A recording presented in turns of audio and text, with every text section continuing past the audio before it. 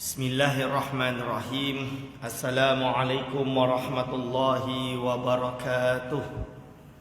Alhamdulillahirabbil alamin. Assalatu wassalamu ala asyrafil anbiya'i wal mursalin wa ala alihi wa ashabihi ajma'in. Wala haula wala quwwata illa billahil aliyyil azim. Allahumma la sahla illa ma ja'altahu sahla wa anta taj'alu hazana idza syi'ta sahla.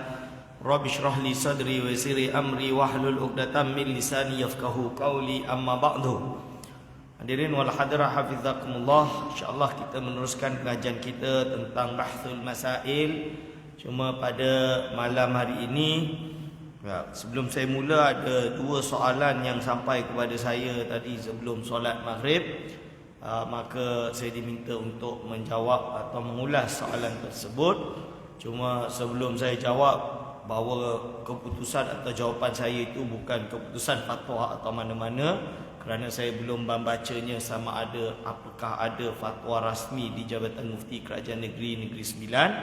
Akan tetapi menurut pengetahuan, kefahaman dan ilmu yang mungkin saya dapat nilai dengan ilmu yang saya ada, dan kemungkinan sahaja apa penilaian saya mungkin akan sedikit terpeleset ataupun tergelincir dari kebenaran, dan kalau tersalah boleh betulkan. Untuk soalan pertama adalah berkaitan tentang pertandingan memancing. Jadi orang datang, dia bayar RM50. Jadi pertandingan tu dikutip yuran, yurannya RM50. Tujuan dikutip yuran kerana yuran tu digunakan untuk membeli hadiah. Nanti memancing, siapa dapat ikan paling banyak, berat paling tinggi, dia menang, dia dapat hadiah, dapat ikan. Contoh dia, kalau orang memancing tak dapat ikan, wassalam, RM50 ben. Hukum dia apa? Kalau dalam kes ini dia sama dengan judi seperti yang saya sebutkan, kerana ada yuran pendaftaran yang mana mengambil biaya lebih daripada ujratul misli untuk kaitan kalau ingin mendapatkan seperti yang dipanggil ju'alah. Kan tak ada perlu, padahal duit itu memang digunakan untuk membeli hadiah. Itu adalah judi. Melainkan siapa nak ikut memancing, silakan ikut memancing. Tapi nak memancing kena bayar RM50. Sebab nak kena sewa alat pancing. Contoh dia, itu tak apalah, sebab memang alat pancing tu bukan dia punya, dia kena sewa. Itu tak ada masalah dalam kes ini, sebab kerana ujratul misli, dengan syarat ujratul misli tadi digunakan untuk dapat jualah tadi. Itu bab lain. Hadirin wal hadirah hafizakumullah. Okey. Untuk soalan kedua, iaitu tentang kupon pergi sekolah. Jadi akhir tahun ke, dia buat festival. Biasanya sekolah dia buat festival, so dia akan jual kupon. Nak beli apa pun yang ada dekat sekolah tu adalah kena beli guna kupon. So apa hukum beli guna kupon? Kadang beli guna kupon ni, lepas tu nak beli air. Yang beliau beli air pukul 10 manis, kalau beli pukul 12 dah tak manis dah. Kan? So ini zalim dan kena habiskan, sebab lepas program kalau kupon tu tak guna, burn macam tu je. RM1 lah terbakar, RM5 lah rugi, RM10 lah rugi. Tapi ustaz, masalah dia burn, jadi saya nak guna tapi dah tak sedap, tak adil. Yang pagi dapat minum sedap, yang siang tak dapat minum sedap. Ini kita beli dulu siap-siap, itu duit. Dan lepas habis burn tak boleh dah habis program tak boleh tukar balik dengan duit. Ini macam mana? Di dalam mazhab Hanafi ada konsep bai'ul hukuk maknawiyah. Bai'ul hukuk maknawiyah itu apa? Jual beli hak-hak yang abstrak. Jadi contoh dia, bukan hak yang dapat dilihat, bukan benda. Dia panggil hukuk maknawiyah. Saya bagi contoh perbahasan yang pernah kami bahas dulu di Indonesia, membeli membership card. Saya pergi ke Kinokuniya. Saya bayar RM50, tak ingatlah berapa dah sekarang. RM35 ke RM50, saya lupa. Saya bayar RM50, saya dapat kad membership setahun.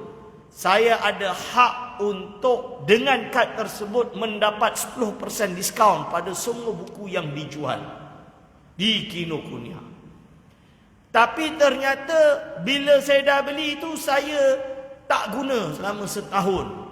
Atau kita tak kata setahun, kita buatlah hak membership tu sehari. Dan saya tahu, dia dah bagi tahu perjanjian dari awal. Dan saya tak guna. Itu adalah kesalahan saya, bukan kesalahan dia. Sah hukumnya. Kupon tersebut macam mana? Dia adalah hukum maknawiyah, menempati tempat khidmah yang kita beli. Kita tahu bila kita beli kupon adalah untuk makanan dan festival dan apa pun kegiatan yang ada dalam sekolah. Dan sekolah ada alasan kenapa dia jual kupon. Sebab dia buat festival tu untuk murid-murid dan ibu bapa dan tamu-tamu yang datang ke sekolah tersebut pada hari festival. Kalau dia tak jual kupon, siapa tahu dia goreng burger 100. Tiba-tiba tak ada orang yang datang, kan dia rugi. Dia kena fikir benda tu. Dia buat air banyak, yang datang 10 orang je, dia rugi. So cara dia nak tahu berapa banyak orang datang, dia jual kupon sebelum hari.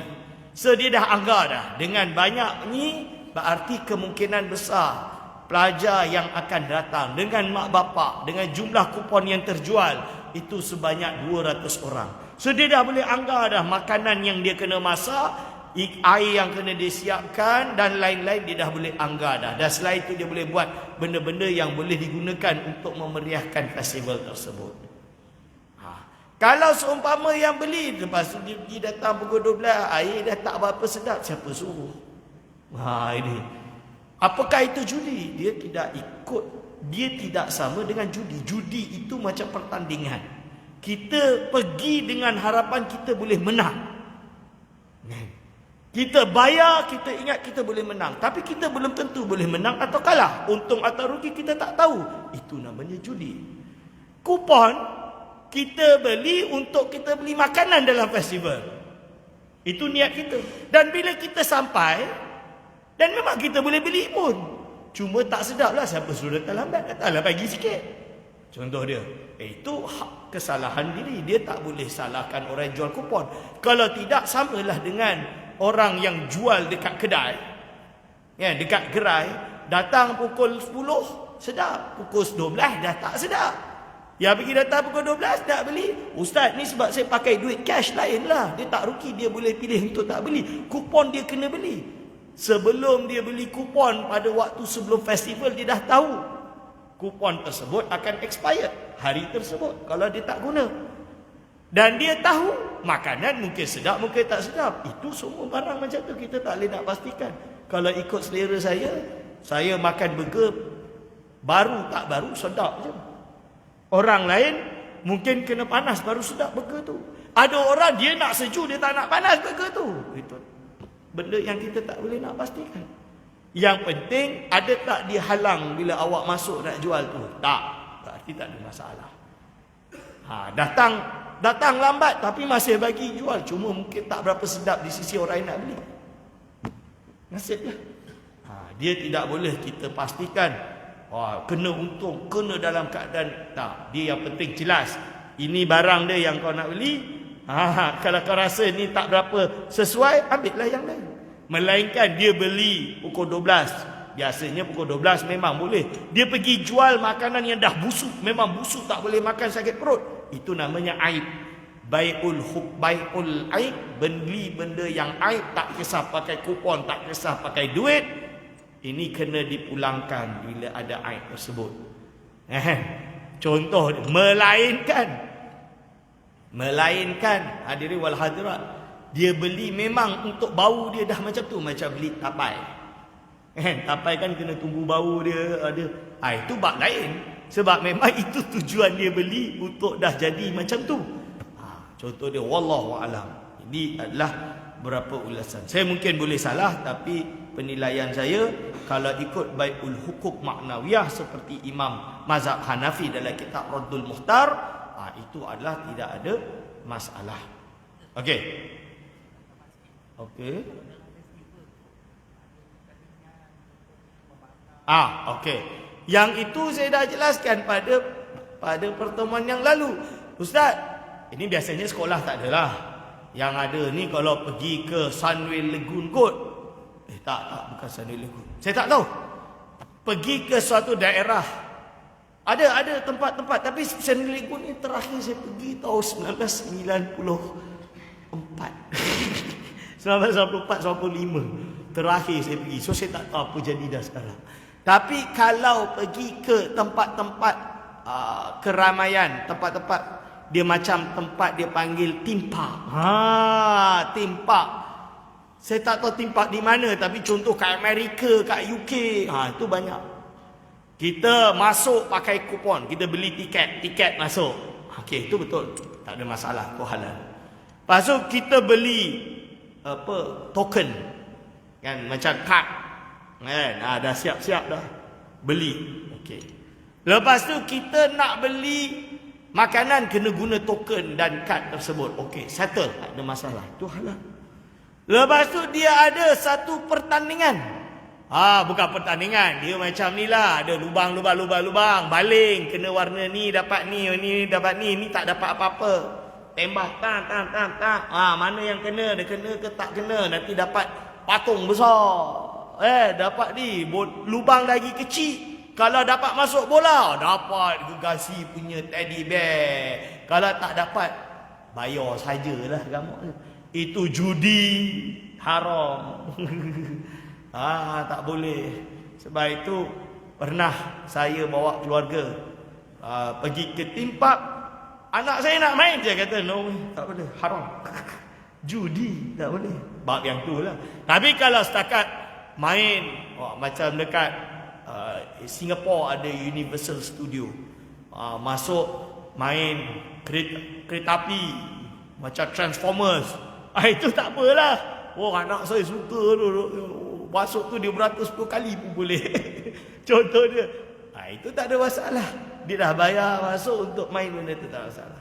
Tapi kalau dia bayar untuk main, dapat teddy bear tadi tu, dia setiap kali nak baling tu dia kena bayar RM5, RM10. Itu tak boleh. Itu judi. Jelas? Okey. Bismillahirrahmanirrahim. Kita sambung pengajian kita. Muka surat 199, tuan-tuan dan puan. Pendapat D. Soalan dia, apakah status charge yang dikenakan? Pendapat D, ujrah sahihah. Ujrah yang sahih. Pendapat D kata, ibarat dia apa?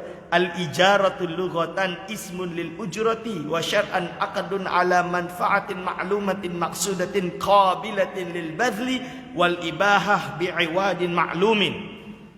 Yang dimaksudkan ijarah secara bahasa adalah nama bagi ujrah, ongkos tersebut. Secara syarak adalah sebuah akad untuk manfaat yang diketahui dan disengaja, yang dapat boleh menerima untuk diserah terima. Dan perbolehan tersebut dengan iwad yang maklum, dengan gantian yang diketahui. Lalu jawapan daripada perumus, pendapat A ditolak. Jaizah, dia kata tu ditolak kerana charge yang dibayar tidak termasuk dalam hadiah, kerana hadiah telah pun disediakan. Pendapat B, ujrah fasidah, juga ditolak kerana ibarah yang ditampilkan tidak ada berkenaan ujrah fasidah. Sebaliknya ia berkenaan ijarah fasidah. Sedangkan ijarah fasidah adalah akad, bukan status bagi charge yang dikenakan. Lajnah Musahih lebih memilih pendapat C, malul makmur, harta yang digunakan untuk judi. Malul makmur tu harta judi. Kerana lebih sesuai dengan jawapan soalan pertama, tanpa menolak pendapat D. Dia tanpa menolak pendapat D. Keputusan status charge tersebut adalah malul makmur atau iwadul musabaqah. Ibarat dia al-ula al-la'bu bisyatranaj laisa biharam. Al-aula al-la'bu, lebih utama bermain dengan syatranaj macam chess, laisa biharamin, bukan termasuk yang diharamkan. walakinnahu makruhun, tetapi dia makruh. Wa in qulna innahu mubahun, kalau kita kata ia mubah, aradna annahu la ithma fihi, yang bermaksud adalah tidak ada dosa padanya. La karahiyah, tidak ada kemakruhan fihi padanya. Wala turaddu bihi syahadah, dan tidaklah ditolak persaksian disebabkan olehnya. Illa an yahtalita bihi qimar, kecuali ia bercampur dengan qimar. Wa huwa akhdhu malil ma'mur, iaitu mengambil harta berjudi. Washtiratuhu, dan mensyaratkannya. Awil yaumin, ataupun sumpah al-fajirah, sumpah yang keji. Itu daripada kitab Al-Wasit fil Madhab. Okey, soalan ketiga, bagaimana pula hukumnya jika pihak syarikat tidak mengenakan caj tambahan? Pendapat A, haram kerana ada iwad dan mengambil harta orang lain secara batil, iaitu hadiah tersebut. Ini diambil daripada Kanzur Raghibin dan juga kitab Ihya Ulumuddin. Qauluhu la ala qurratin ila akhirih, ay la tasihhu musabaqatu alaiha, tidak sah berlomba pada bola. Wa tahrumu in kana bi iwadin, dan haram sekiranya ada iwad. Wa kadza jami'u ma ya'ti li annahu min akli amwalin nas bil batil, kerana ia termasuk mengambil harta manusia dengan batil. Walidzalika, oleh sebab itu, qala Ibnu Surayj, telah berkata Ibnu Surayj, walau tarahunna isnani ala raqyi nahwi jabalin, iaitu tidak akan melihat pada mereka dua orang, iaitu ila akhirih, au iklali sahratin au hamli kadza ila maudhi'in kadza ila akhirih. Itu dalil dia, kerana ini mengambil harta manusia dengan batil. Yang kedua, dia ambil dari ibarat Ihya Ulumuddin, asyakku fis sabab al-muhallil wal muharram. Ini dah bahas pada minggu lepas ibarat-ibarat ini. Dia ulang balik. Pendapat B, haram kerana ada hadiah. Bila ada hadiah, haram musabaqah tersebut. Dia ambil dari Muhadzab dan Fiqhul Islami wa Adillatuh. Kita ambil Fiqhul Islami wa Adillatuh. Wal musabaqatu mustasnatun min salasati umurin mamnu'ah. Pertandingan itu dikecualikan dari 3 perkara yang dilarang. Ya al-qimar, pertama berjudi. Yang kedua, ta'zibul hayawan li ghairil aqli, iaitu mencederakan haiwan pada selain memberi makan. Wa husulil iwadi wal muawwad an kulli syakhsin wahidin, hasilnya atau untungnya duit gantian, maksudnya hadiah lah, dengan perkara yang digantikan tadi harta tersebut bagi seseorang. Wa dzalika idza qaddima al-iwadu kilal mutasabiqain. Perkara ini ketika qaddama al-iwad atau qaddima al-iwadu, iaitu biaya hadiah itu diberikan atau disediakan oleh dua-dua orang yang bertanding untuk mengambil siapa yang paling dahulu. Saya dah terangkan tentang musabaqah, pertandingan. Jadi 2 orang bertanding, dua-dua letak RM50, berarti hadiah dia RM100. Lari, siapa menang dapat RM100, means yang ni kalah, rugi. Kalau yang ni menang, ini rugi. Kalau ni menang, ini rugi. Kan? Itu tak boleh. Tapi kalau ini bagi duit RM100 dia letak, yang ini tak payah. Kalau dia menang, kau dapat RM100. Kalau kau kalah, kau tak dapat apa-apa. Itu halal. Kan? Atau orang ketiga. Orang ketiga letak RM100. Korang dua pergi bertanding. Siapa menang dapat RM100. Kan? Itu tak ada masalah. Contoh dia FAM lah kot. FAM ni bukannya ni letak ni dapat duit untuk dikumpulkan. Duit itu adalah hadiah dia. Berapa juta. Kan? Masing-masing urus kelab masing-masing. Nak bertanding di mana, terserah nak bertanding di mana. Tapi siapa dapat masuk Liga Malaysia? Kerajaan, bukan kerajaan lah, FAM telah menyediakan hadiah. Kelab yang menang FAM, menang Liga Malaysia, mendapat 10 juta ringgit. Misalan dia. Dia orang bertanding lah. FAM dapat duit dari mana? Bila dia buat pertandingan tersebut, bola tersebut ada hak penyiaran, ada hak tiket hadir untuk menonton, ada hak yang lain-lain. Ini bagaimana dia kumpulkan duit dalam pertandingan selama setahun tersebut atau satu musim tersebut. Tanpa melihat detail-detail. Kalau kita lihat detail, ustaz tapi tu tengok aurat haram. Benda tu sah. Tengok aurat tu haram. Kena faham beza dia. Ini dan lain-lain. Itu kena lihat juga. Tapi kalau pertandingan Liga Malaysia, setiap negeri yang masuk kena bayar 1 juta. Kan? Sebagai duit yang dipertaruhkan. Itu adalah judi haram. Tapi setahu saya dia tak macam tu. Kerana dia tak terbuka. Liga Malaysia ni bukan terbuka. Siapa nak join? Bayar masuk. Bukan. Dia ikut prestasi. Kan? Yang layak dan tak layak. Bukan sebab fulus. Tapi FAM dia ada hak untuk menurunkan orang dari Liga Malaysia ke Liga bukan Malaysia. Saya tak tahu Liga bukan Malaysia apa. Masuk bawah lah. Disebabkan apa? Ada krisis kelab. Pemain-pemain tidak dibayar gaji. Itu bab lain. Itu bab lain. Ini bukan judi. Ini bahagian hak. Nak main dalam Liga Malaysia kena jaga hak para pemain. Iyalah. Ini hadirin wal hadirat hafizakumullah. Macam-macam. Itu. Okey, hadirin wal hadirat hafizakumullah. Okey, lalu pendapat C. Pendapat C haram kerana ada iwat dan tiada manfaat perang. Ini dia pakai ibarat yang minggu lepas, yang 2 minggu lepas.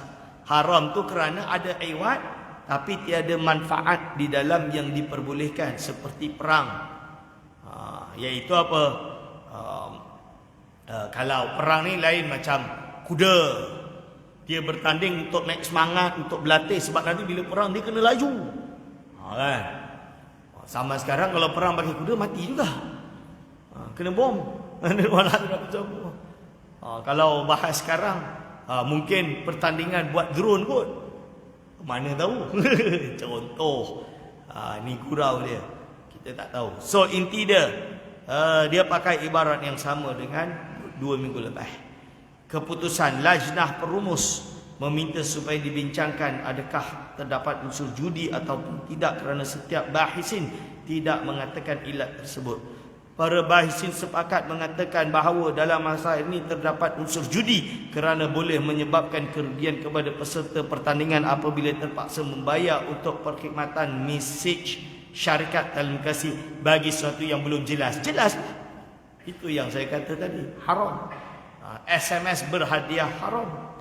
Lajnah memutuskan bahawa ilat yang dibawa oleh pendapat A mengambil harta orang secara batin itu sebagai satu ilat yang besar dan ilat judi juga termasuk di dalamnya. Betul. Kumpulan keputusan bahas haram kerana terdapat iwat hadiah-hadiah yang ditawarkan sedangkan ia adalah permainan yang tidak diperbolehkan dengan ada iwat dan kerana terdapat unsur judi. Maksud iwat tu apa? Iaitu dia meletak duit dan duit itu digunakan untuk dia.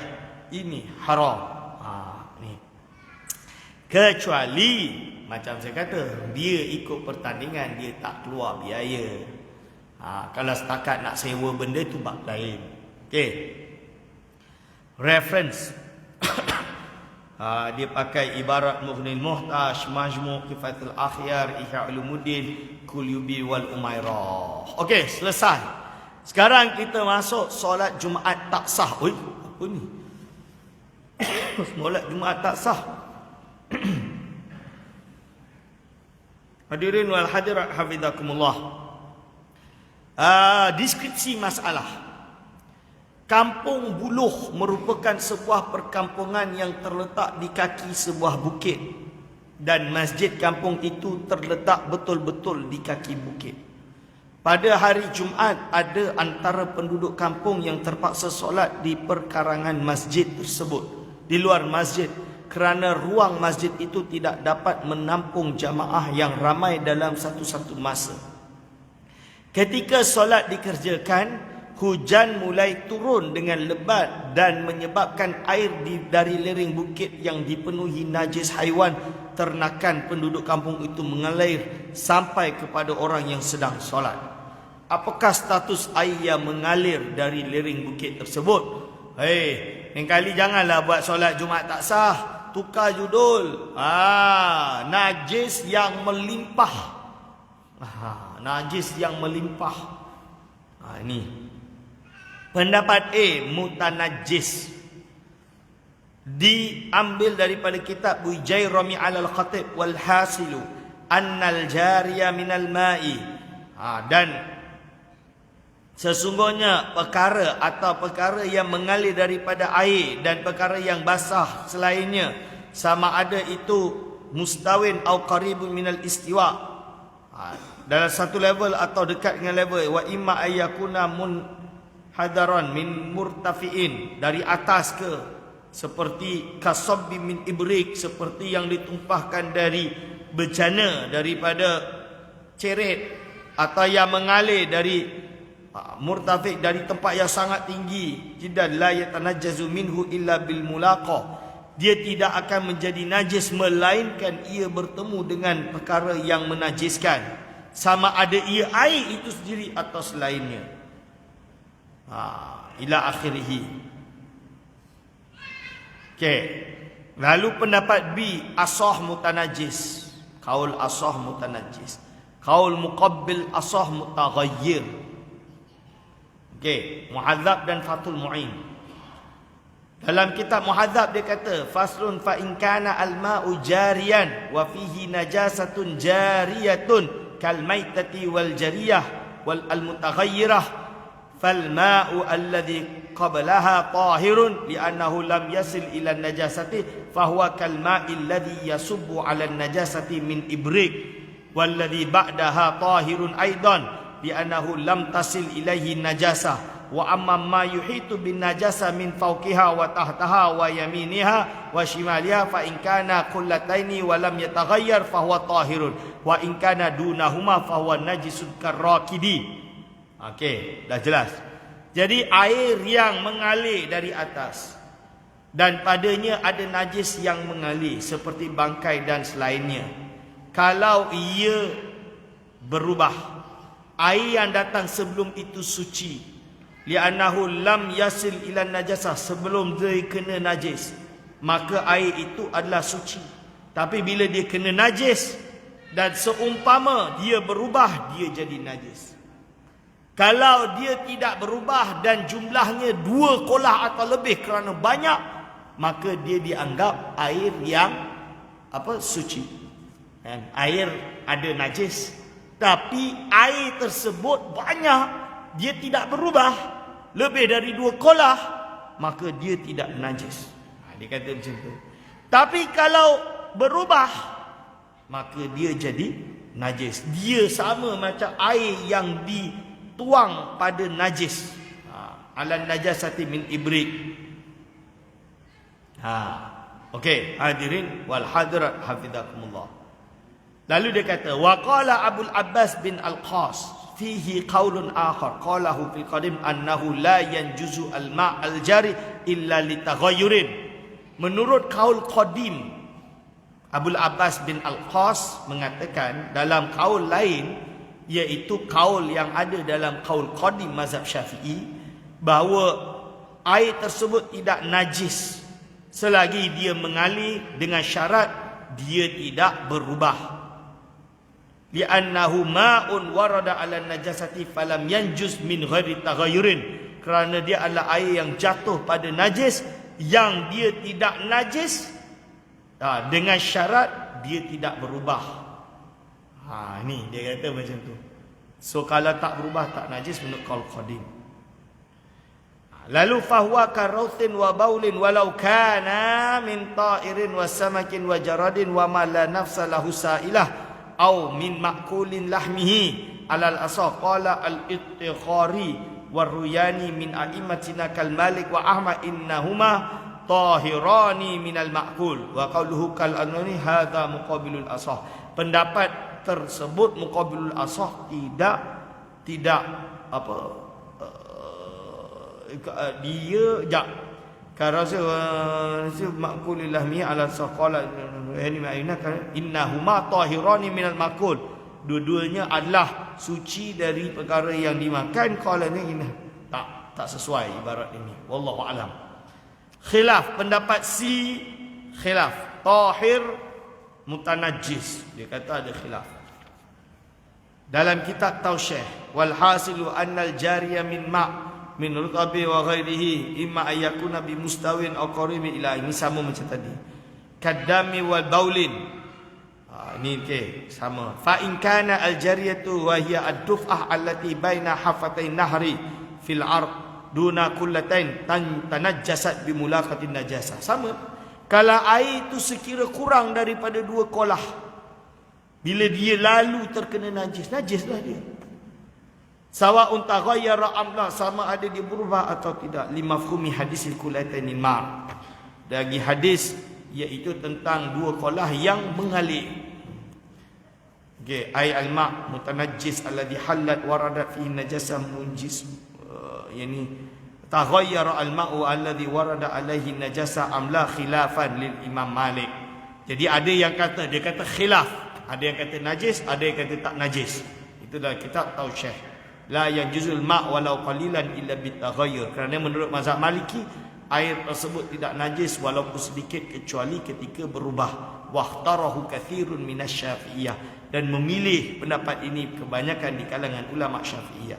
Pendapat di mutanajjis, air yang kena najis, Bujairami ala Khatib, wa rabi'uha ma'un najisin ay mutanajjisin wa huwa alladhi halat fihi aw laqathu najasatun tudraku bil basari wa huwa qalilun duna kullataini bi salasati artalin fa akthar sawa'un taghayyara am la. Yang keempat, air yang kena najis, iaitu air yang berada padanya atau terkena najis yang dapat dilihat mata, wa huwa, sedangkan dia itu tidak cukup 2 kolah, seperti 3 ritil atau lebih, sama ada berubah atau tidak. Ini sama pendapat tadi.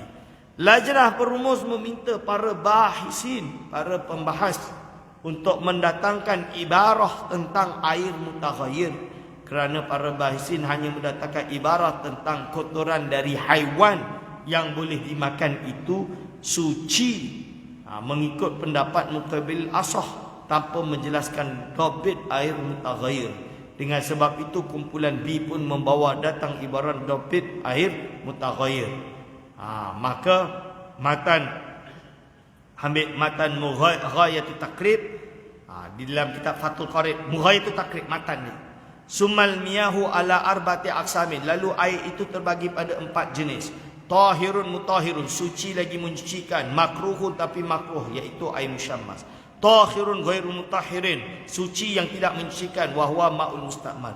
Wal mutaghayyiru bima khalatahu minat tahirat, dan air yang berubah disebabkan terkena perkara yang suci, itu adalah musta'mal, suci tapi tidak dapat mencucikan. Wa ma'un najisin, air yang najis, wa huwa alladhi halat fihi najasah, yang terkena padanya najis dan dia tidak cukup 2 kolah, atau dia 2 kolah tapi dia berubah, maka itu adalah dikira najis. Lajnah perumus juga meminta supaya para bahisin menjuruskan perbahasan kepada masalah perubahan air dengan najis, tanpa memandang kepada kemungkinan air itu tidak bercampur dengan najis, kerana ia lebih menepati gambaran masalah. Kumpulan B menanggapi sirat jawapan pendapat C, kerana tahir ialah hukum untuk air, sedangkan yang diminta ialah status bagi air. Lajnah perumus sekali lagi meminta supaya membahaskan tentang air yang sampai kepada orang yang sedang solat, bukan air yang berada di lereng bukit, kerana ibarat-ibarat yang ada menceritakan tentang air yang mengalir, dan akhirnya ibarat yang diterima adalah kumpulan D yang menjelaskan tentang air mutanajis. Lepas tu para bahisin bersetuju dan bersepakat tentang perubahan dengan sebab najis. Keputusan khilaf, asah mutanajis, kalau muqabilul asah sebagai mutaghayyir, air yang mutaghayyir, dia tak ghayyur. Kalau dia tak ghayyur, itu tergantung hukum tadi. Referensi I'anatul Talibin, Fathul Qarib, Kifayatul Akhyar, Al-Aziz dan Bujairami Alal Khatib. Itu dia. Hadirin wal hadirat hafizakumullah. Soalan 2, sekiranya status air najis, air itu najis, adakah sah solat orang yang melakukan solatnya dalam keadaan sakit kuat bahawa hujan akan turun? Sah. Kan? Kan hujan kan turun, lusuh, terkena semua. Tapi terkena ni, dia anggap macam banyak air. Hukum pendapat A kata sah. walau nawa fi raqatil ula ay yatakallama fi saniyah aw yaqula aw yaf'ala fi'lan mubtilan li salat lam taqtul fil hali bila khilafin. Kalau seorang niat pada rakaat pertama, dia akan bercakap pada rakaat kedua atau makan atau melakukan sesuatu yang akan membatalkan solat, maka dia tidak batal ketika itu dengan tanpa khilaf. Yang menurut ashabuna ini yang dimasuk oleh Imam Syafi'i dengan katanya tidak batal solat dengan amal hati. Wal farqu baina hadza wa baina man nawa ta'likan niat. Perbezaan antara ini dengan niat, orang yang menggantungkan niat solatnya akan membatalkan solat, itu lain. Contoh dia, kalau fulan bin fulan datang, aku akan berhenti solat dan aku akan pergi. Itu tak sah, sebab dia taklik solat dia dengan seumpama fulan bin fulan. Tapi kalau dia taklik, bukan taklik, tapi dia niat, nanti rakaat kedua ni aku makan, batallah solat aku, contoh dia, kan? Itu belum tentu. Itu tak jadi, tak batal bila khilaf, selagi selagi dia belum buat perkara tersebut. Ini dua perkara yang berbeza. Taklik niat baru batal. Wa hadza laisa bijazimin. Wa amma, sebab apa? Yang pertama dia ada jazm, dia niat. Sedangkan taklik dia tak jazm. Dia nak solat tapi dia masih gantungkan solat dia. Kalau yang pertama dia memang niat dia nak solat, nanti rakaat kedua aku makan. Contoh dia. Tapi niat solat tu dia jazm. Itu ibarat yang dia pakai. Pendapat C, pendapat B sah. Diambil ghayatul takrib. Syara'itu salati qabla dukhuli fiha khamsatu asya' taharatul a'dha'i minal hadasi wan najasi wa satril awrati bil libasit tahirin wal wuquf ala makanin tahir wal ilmu bil dukhuli waqti wal istiqbalil qiblati. Syarat-syarat solat sebelum masuk dia ada 5. Iaitu suci anggota. Soalan dia apa tadi? Sekiranya status air itu najis, adakah sah solat orang yang memulakan solatnya dalam keadaan sangkaan kuat bahawa hujan akan turun? Dia solat, dia sangka hujan akan turun. Tiba-tiba air najis kena pada dia. Sah ke tidak solat dia? Sahlah, betul lah, saya pun setuju sah. Sebab dia solat dengan sangkaan hujannya akan turun. Kan? Atau nanti hujan akan turun, mesti najis tu akan datang ke kita, tapi aku nak kena solat, aku solat. Itu bukan taklik. Sah solat dia. Sah. Al-majmu' sah walau nawa fi rakatil ula, sama macam tadi ibarat dia. Pendapat dia kata tidak sah, dia pakai dalam syarah Yaqut Nafis. La ayyan liqat as-salat, tidak boleh seorang itu niat untuk membatalkan solat au yataraddadu, yaitu au yataraddadu fi qatiha bi syai'in hadhil arba'u halat. Idza nawa fi salati qataha batalat, idza 'allaqa qataha batalat, idza taraddada fi qatiha ka an khatara bi balihi hal idza daqqa atilfyun batalat, idza nawa amala mubdilin wa huwa fi salat la tabtul illa in fa'alahu. Ini ibarat Yaqut Nafis ni menarik. Keadaan niat untuk membatalkan solat atau ragu-ragu dalam batalnya solat macam mana? Keadaan pertama, seseorang niat dalam solat bahawa dia nak batalkan solat ketika itu, batallah solat. Dia Allahu Akbar, aku nak batal solat, batallah solat. Yang kedua, seorang menggantungkan batalnya solat.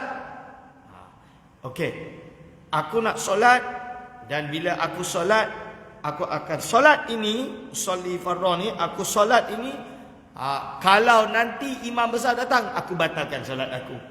Itu kena batal. Batalat. Sebab apa? Sebab dia menggantungkan. Dia tidak jazmu. Dia tidak ada azam dalam solat niat dia. Dia gantungkan niat dia.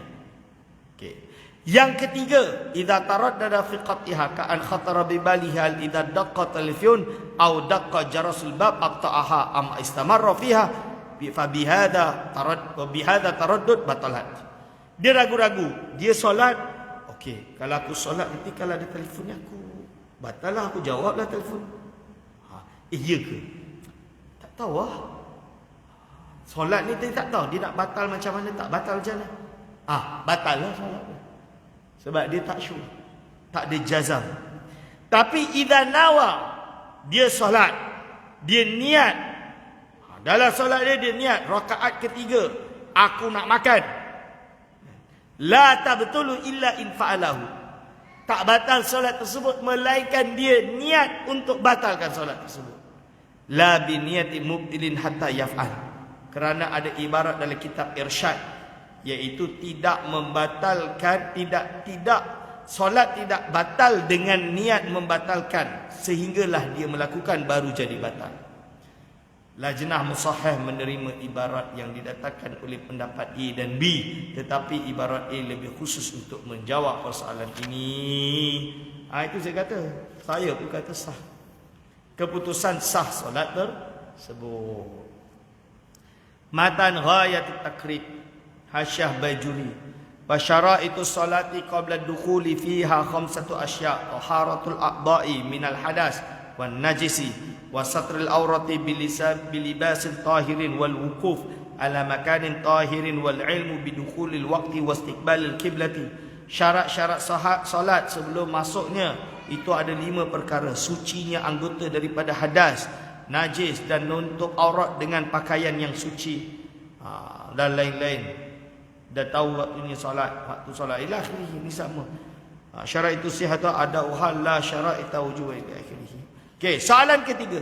Bolehkah orang yang solat di luar masjid, dah habis dah. Orang yang solat di luar masjid itu membatalkan solat dengan sengaja ketika hujan baru turun, kerana menurut pertimbangannya solatnya akan batal? Tidak boleh. Itu membatalkan solat, sengaja nak batalkan solat sebab dia tahu nanti akan hujung, dia kata akan najis akan kena pada dia. Tak boleh, tak boleh batal, dia kena teruskan. Pendapat B juga tak boleh, ibarat dia dari kitab Majmu' yang kita baca tadi. Ini pendapat C pun kata tak boleh, semua kata tak boleh. Pendapat D pun kata tak boleh. Refleksi dia, wa man talabbasa bisawmi wajibin aw salati wajibatin haruma alaihi qatuhu. Itu ibarat dia dari kata Inak, orang yang buat orang yang kena puasa wajib atau solat wajib, haram untuk dia membatalkan ibadah dia tersebut sebab dia wajib. Keputusan tidak boleh niat batalkan solat, sebab nak tak nak dia kena melakukan solat tersebut. Solat Jumaat itu wajib. So dia jangan, dia tak tahu benda tu akan kena pada dia najis itu, so dia solat je.